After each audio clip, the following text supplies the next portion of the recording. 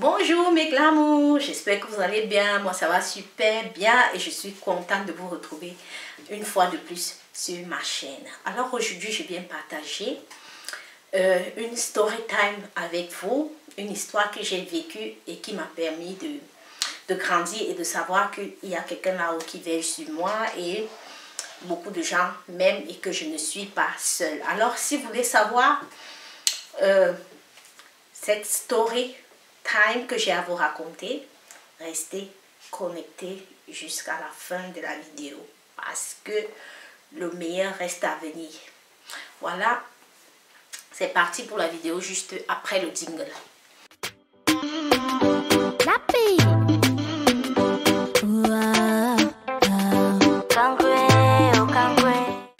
Alors ça, c'est une histoire qui s'est passée quand j'étais en classe de 4e.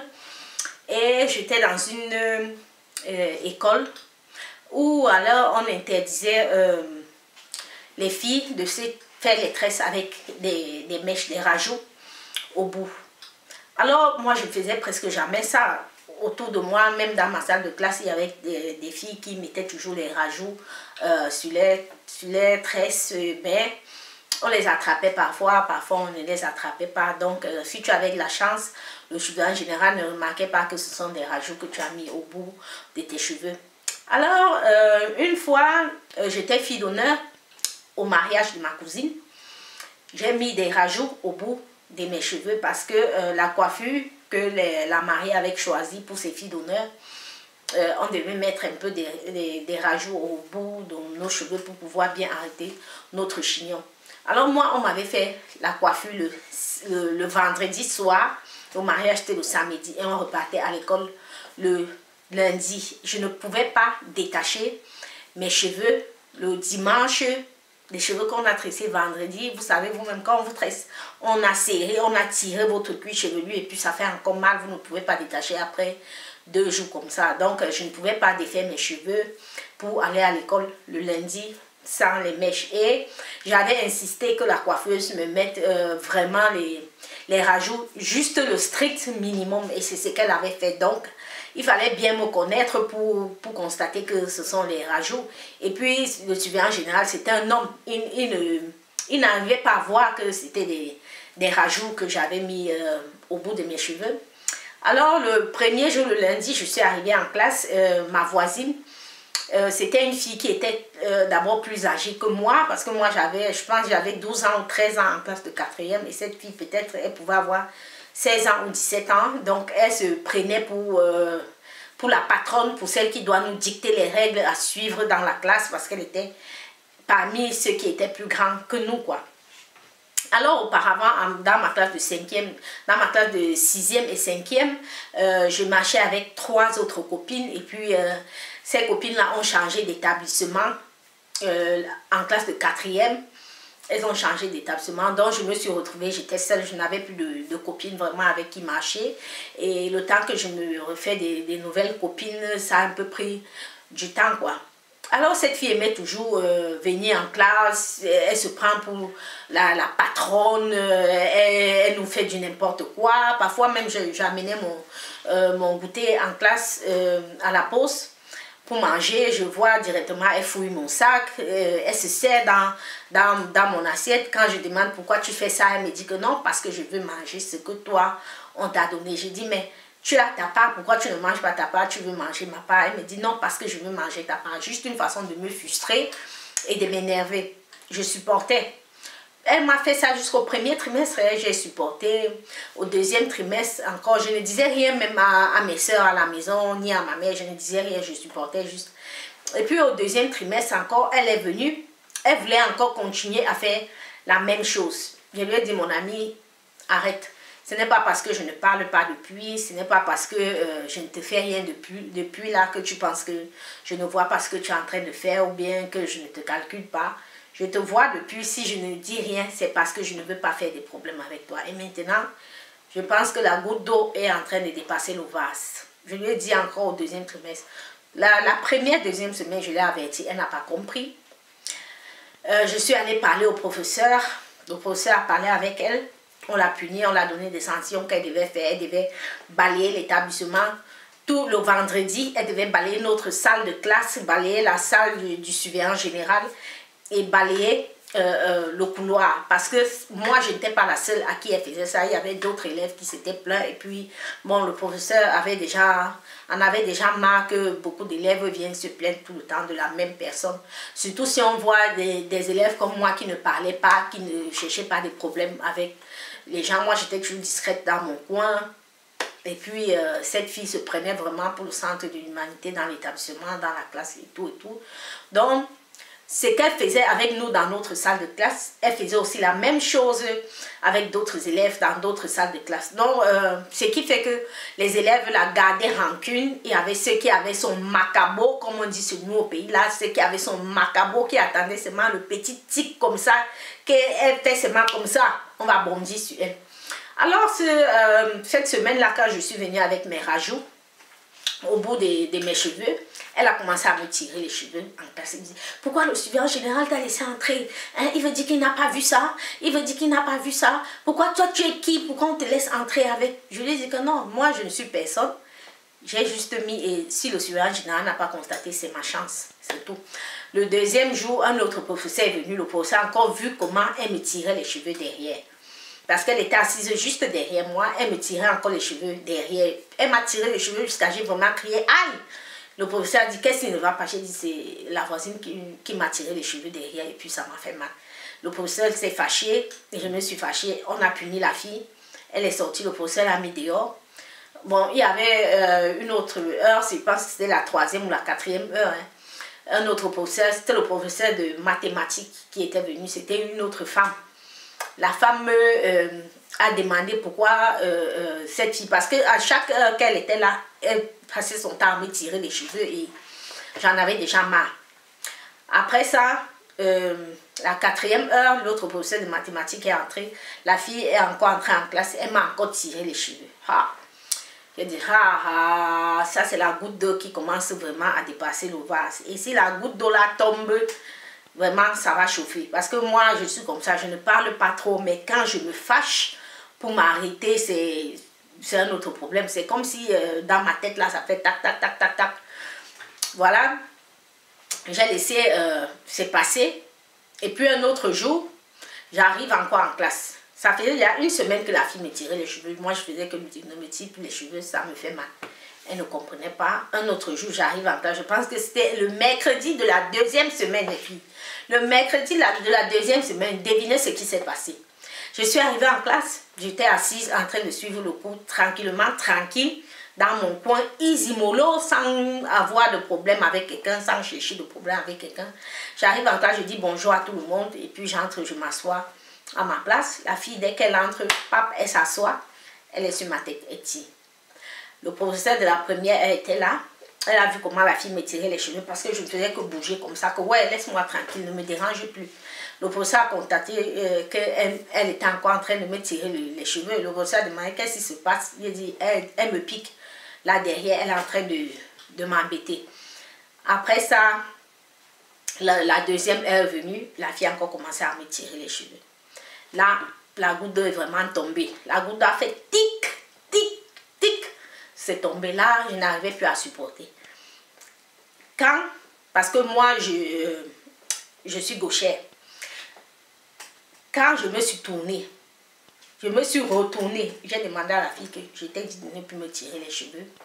Tu ne fais que continuer. Je me suis retournée encore à ma place. J'ai encore senti sa main passer sur mes cheveux. Donc, je me suis retournée. J'ai appliqué à la fille la gifle monumentale. Si ses dents ne sont pas quittées. La façon que j'étais en colère, la façon que j'ai appliqué la gifle à la fille. Donc la colère que j'avais dans mon cœur depuis une semaine qu'elle me tirait les cheveux, la douleur et la colère des cheveux qu'elle tirait là, sont partis sur sa joue. Donc la fille voulait esquiver ma gifle avec la main droite, avec la main gauche. Et donc quand elle voulait esquiver comme ça, au lieu d'aller du côté droit, elle est bien venue du côté gauche. Donc elle m'a bien tendu sa joue. Je ne sais pas si vous comprenez ce que je voulais dire, ce que je veux dire. Elle m'a bien tendu sa joue en pensant qu'elle esquivait. Donc hein, j'ai fait mes doigts comme ça, écarté bien là, j'ai appliqué la peau. Ça a pris sa face comme ça ici là. Mes 5 doigts sont restés ici comme ça, là, sur sa face. Le professeur a demandé que pourquoi tu as fait ça, pourquoi tu lui as donné une baffe. J'ai dit oui, je lui ai donné une baffe parce que depuis une semaine, elle me tire les cheveux. La classe était en l'air, la classe a pris feu. C'était wow, wow, wow, la bagarre, ça va chauffer aujourd'hui, ça va chauffer aujourd'hui. J'étais là, alors comme j'étais peureuse, j'étais petite, la fille était plus grande que moi. J'ai commencé à trembler sur moi-même, je tremblais sur moi-même, je n'arrivais pas à croire que c'est moi, que j'ai eu ce courage de gifler cette fille, quoi. Bon, voilà alors ce qui s'est passé. Quand j'ai giflé cette fille, le professeur, au lieu de me mettre dehors, moi qui ai giflé celle-là, il ne m'a pas mis dehors, mais le professeur a plutôt mis celle que j'ai giflée dehors, parce qu'elle était au courant, elle voyait depuis comment la fille me provoquait. Donc c'est un excès de colère qui a fait que je gifle la fille comme ça, de cette façon. Là, on a mis la fille dehors. Pendant qu'elle était dehors, elle était en train de dire qu'à la sortie, je vais te tuer, je vais t'exterminer avec un coup de poing. Comme tu es mince comme la chicotte là, je vais t'arrêter comme ça, je vais te fouetter, je vais fouetter tes amis et tout et tout. Elle a commencé à parler, elle se vantait qu'elle va me taper, elle va me faire ceci, elle va me faire cela. Ha! Moi j'étais là, j'avais peur. Quand on a sifflé que c'est la fin des cours, qu'il faut rentrer, il faut là, l'homme me voit, j'étais là, je tremblais comme ça. Je tremblotais sur moi-même, je disais, si la fille là m'arrête aujourd'hui, elle va me tuer. Moi je ne savais pas que je n'étais pas la seule, qu'elle taquinait comme ça dans l'établissement et que les gens avaient son macabo comme ça. Je dis que les gens avaient son macabo, ce qu'on appelle macabo là, vous voyez le genre de macabo qui gratte là. Comme on dit que on peut manger la patate crue, mais on ne peut pas manger le macabo cru. Donc la fille, les gens avaient son macabo. Les gens l'attendaient. Quand on a entendu qu'elle veut bagarrer avec moi dehors, c'était mon problème. Quand je suis sortie, il y avait le cortège derrière moi qui m'accompagnait. Il y avait au moins 50 élèves derrière moi, les gens qui venaient de chaque classe, les gens même que je ne connaissais pas. Même les gens que je n'avais jamais vus, ils étaient derrière moi. Ils ont commencé à dire à la fille que tu dis que tu vas la taper. Touche-la si tu es une fille. Enlève un de ses cheveux ici, là. Touche-la un peu si tu es une fille. L'affaire est partie dans tout l'établissement. Il fallait alors nous voir. Les gens nous ont encerclés comme ça. Les gens, au moment que je voulais rentrer derrière chez moi, je dis comme, hey, c'est-tu la bagarre de quoi comme ça? Moi, je n'aime pas, moi, la bagarre. J'ai dit aux gens là que non, je vais demander les excuses à la fille là pour qu'elle me laisse. Je dis que tu ne demandes aucune excuse. C'est elle qui a attaqué, c'est elle qui va te demander des excuses. Sinon, nous tous, on va la taper ici. Sinon, nous tous, on va la taper ici. Donc, ce jour-là, j'ai donc senti que, hey, donc je ne suis pas seule ici. Il y a tellement de gens qui m'aiment comme ça. Et puis, il y a un Dieu qui est placé là-haut qui fait justice à tout le monde, quoi. C'est comme si le Seigneur avait envoyé vraiment ce groupe de personnes-là venir faire justice, quoi. Donc, c'était chaud. Je ne sais pas si vous voyez, quoi. En plein cours de récréation, elle était la seule. Il n'y avait personne qui était derrière elle. Tout le monde était derrière moi. Tout le monde attendait seulement qu'elle me touche ou bien elle me pousse pour bondir sur elle, pour la finir. La fille a senti le danger. Elle a eu peur. Elle a dit, si je continue comme ça, vraiment, je sens que peut-être ces gens ici vont me tuer aujourd'hui. Le surveillant général est même sorti. Les gens sont sortis à gauche, à droite. Mais personne ne parlait puisqu'on savait que la fille là, c'est une délinquante. Et que c'est elle qui provoque tout le monde ici, là. Le surveillant général seulement dit que faites-vous, vous portez vos choses, vous partez chez vous. Donc, j'ai comme ce que le surveillant général a dit. J'avais un ami. Si tu passes par ici, Jojo, je te salue. Et il est venu vers moi, il m'a dit, qu'est-ce qui s'est passé? J'ai expliqué le problème de ce qui s'est passé et de comment la fille me taquine tous les jours. Il est passé, il m'a dit que calme-toi. Si cette fille-là pense qu'elle est une fille, pas parce qu'elle est grande et grosse et vieille plus que toi. Si elle te touche, elle va d'abord passer sur moi avant de te toucher. Et ça m'a dit que mon frère, la qualité de bagarre, si pardon, je ne veux pas que la tête de quelqu'un ici, pardon, je ne veux pas la bagarre. Je vais demander les excuses à la fille et puis ça va finir. Il m'a dit zéro. Tu ne demandes aucune excuse. C'est elle qui va te demander les excuses. Les gens ont commencé à acculer la fille. Les gens lui ont dit que si tu ne demandes pas les excuses à la petite fille là, on va pas te laisser partir aujourd'hui. Elle est venue.